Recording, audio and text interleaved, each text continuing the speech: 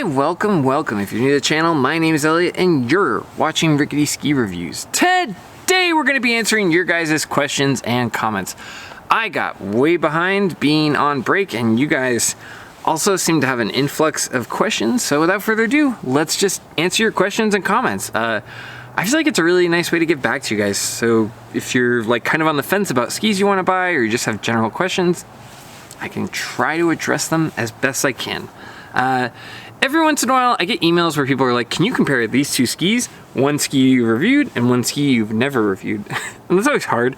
There's a couple of brands that just make it really difficult to review.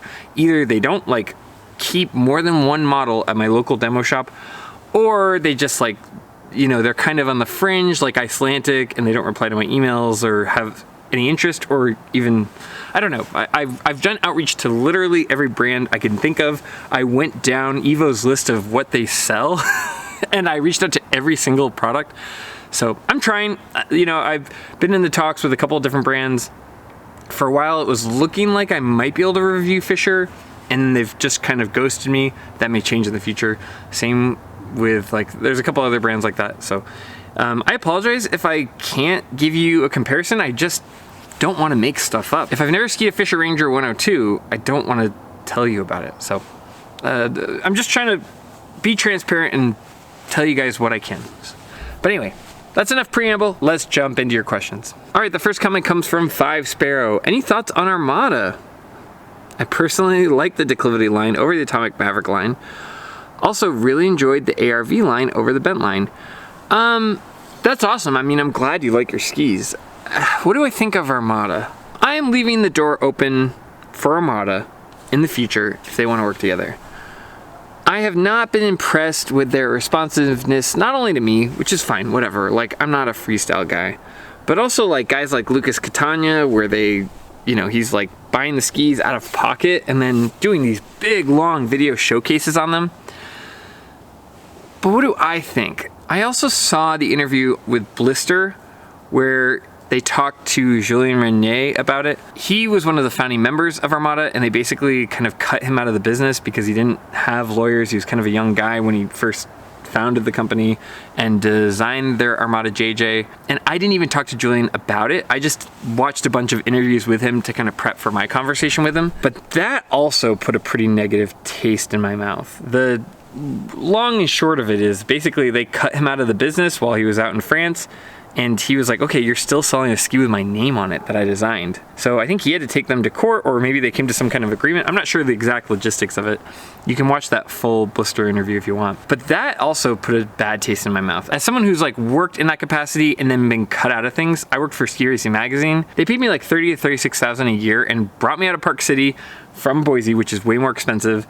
And then, you know, after a couple months, when I told them I didn't want to write top 5 BuzzFeed articles, they cut me from the company and totally just kind of left me out stranded in Utah. So I have a lot of sympathy for people who have been wronged by these large companies or by people who aren't actually making the product. I think all of that, I don't know the whole story. I think I will continue to review Armada skis just out of fairness. Like, you guys want to know how a ski skis and how it compares to other skis. So any Armada ski I can get my hands on, I will review for you.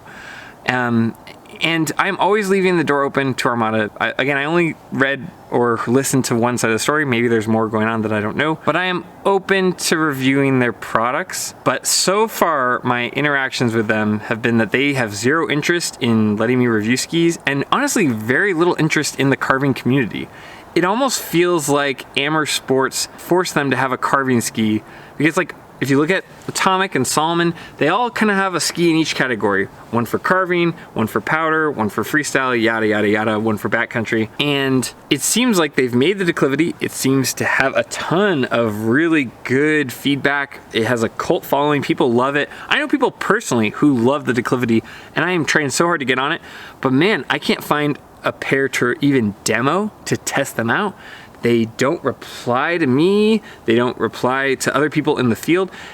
And I'm one of like the more carving leaning content creators on YouTube, me and Ski Essentials. So I don't know. It's literally just an issue of access. I cannot access their skis. They don't want to meet me in the middle in any way possible. And the vibe I get is generally just disinterest in this carving ski they have. They have it, it's supposed to be really good, but their focus seems to be on freestyle, and understandably so, but I don't know, I'm unimpressed with their history of business practice. I'm unimpressed with the way that they work with Lucas Catania specifically, and he doesn't have any beef with them. I mean, he just pleases peaches because he loves their skis, but I don't know, there's zero good faith effort being made on their end, and I'm just left with the scraps of whatever at the local demo shop. The only ski that they had last year was the Armada ARV 100, which I hated. It was taking basically a freestyle ski and spreading it out and selling it as a powder ski. I'm glad you love yours. I'm not saying anything bad, and maybe the other versions are better,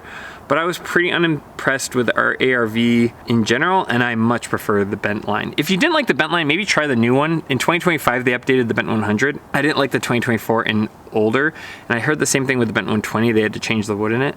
So if you don't like it, maybe try something else, but I would much rather be in a bent 110 and even a current gen bent 100 than an ARV 100. But that's personal preference, and I'm not gonna yuck your yum. If you like it, more power to you. But as far as how they've interacted with me, which is basically ghosting me, and the way that they've interacted with the handful of other people I've witnessed, it leaves something to be desired. But I'm hoping that changes in the future, and maybe they just have no idea who I am. Who knows? All right, Kay said, I co-glue says, did you find out what red slopes are now? Yes. What they're talking about is like in France, there's different colors. And red, I think, is just really steep. You're kind of on your own, if I remember right. Yeah, I did one when I went to Brevier, which is like you take these steep trams and steep gondolas up. And then there was one area where it was like red all the way down. And it's, just steep and very technical. That top area was like Tuckerman's kind of with steepness, but a lot more forgiving with like the run out and whatnot.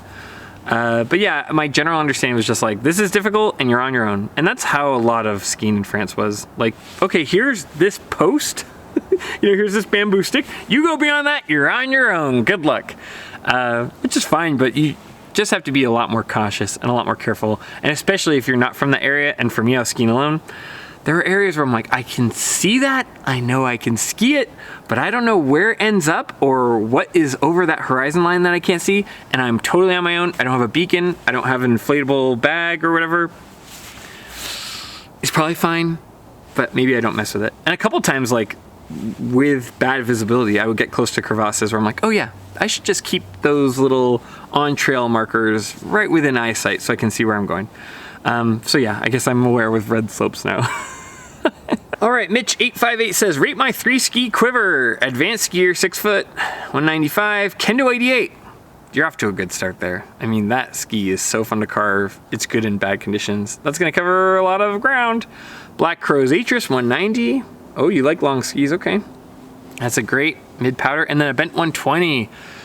That's a lot of ski. I've not skied the bent 120, so I can't comment on it. I've only skied the bent 110. But that is a very good quiver. You obviously are on the West Coast because that is a lot of wide skis. But all in all, it's a very nice quiver. You might consider getting something a little more, I don't know, in the mid-range, forgiving, cruising around. Like, it wouldn't kill you to get like a Headcore 93 or like I just did the review for the Volkl M7 Mantra. That'd probably be pretty fun. I bet something like that would be well suited for you. But all in all, I don't know, probably give it like a 7 or 8 out of 10. That's a pretty good quiver overall. And honestly, like, if the quiver's working for you, then that's all that matters. I can rate it all I want, but like, if you care more about off-trail or freestyle or anything like that, who am I to say? All right, this email comes from Victor. They say, hi Elliott, I'm looking for a ski recommendation and could use your advice. I'm 18, 6'1", 240, and an intermediate skier progressing to advanced. Okay, so you're similar build to me. I mainly ski black runs and I'm also learning to carve on green runs. I ski on groomed and icy East Coast terrain. All right, that's very important. I'm after a moderately stiff ski for stability at speed, under 84 millimeters width underfoot, with a balance of camber and forgiveness. I enjoy short turns at low speeds and want something fun, but not a race ski. Okay, this is a lot of different requirements. Okay, I enjoy short turns at lower speeds and want something fun, but not a race ski. My budget is up to 1,000, 750 USD. Any suggestions? I wouldn't stick too hard to the 84 millimeter. There's a lot of fun stuff that's gonna give you diversity as you're learning. Short turns at low speeds. You might really like a Headcore 93. You might really like a Mantra 88. That should fall somewhere in there. You could go with a Maverick 88, but it's not the most forgiving, so maybe I would stick with something else.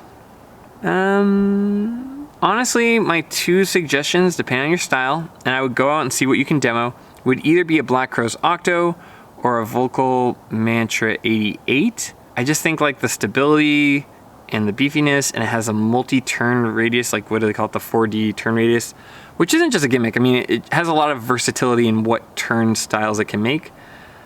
And, you know, for people similarly built to me on East Coast terrain, I would probably go, if you can find a Kendo 88, it's the same ski, but I would go with a Kendo 88 or a Mantra 88. And I will have a link down below if you find that helpful.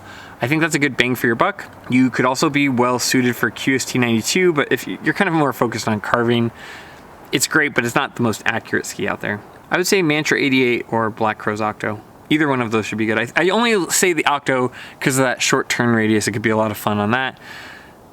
But if you're looking for stability, yeah, stability at speed, probably the Mantra 88 is overall my suggestion. I do really like the new M7 Mantra like I was talking about, but that's a little wide for what you're talking about, and it can struggle a little bit at high speed icy terrain. Yeah, I would check out the Headcore 93 or the Volkl Mantra 88. Thanks, I hope that helped. Thanks for writing in. All right, last question from Chris.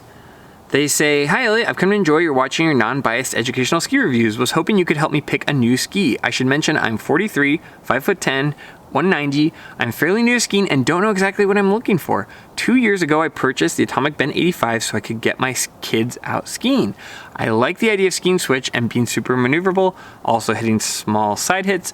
Since then, I've grown to be a much better skier. I'm looking for a non-directional ski that is quick turning and is playful, but can carve a little better than what I have. I've noticed the Bent 85 gets very chattery at speeds. I haven't skied that ski, but I vaguely understand from the old Bent 100. I should also mention I ski at Perfect North Slope in Southeast Indiana. Go Hoosiers!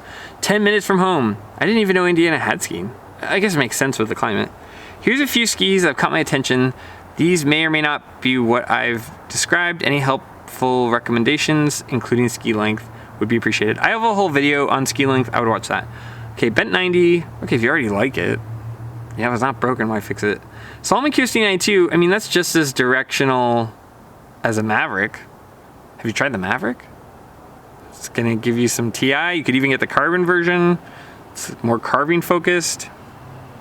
I would try the Atomic Maverick if you know you like the bent, but you want a little bit more for carving. That seems like perfect logic. And it's not like great for skiing switch, but I know Zach does freestyle stuff on it. And even in my reviews, you can see him doing some jumps on it. Okay, Wrestler 9, haven't skied that. Elan Ripstick 88, haven't skied that. I mean, I've skied the wider versions of both those. And the Lion Optic 88. Lion, I have not skied their skis. I reached out to them, and essentially what they told me was, the juice isn't worth the squeeze. Whatever that means. I mean, they were nice, and they even offered me like a discount code.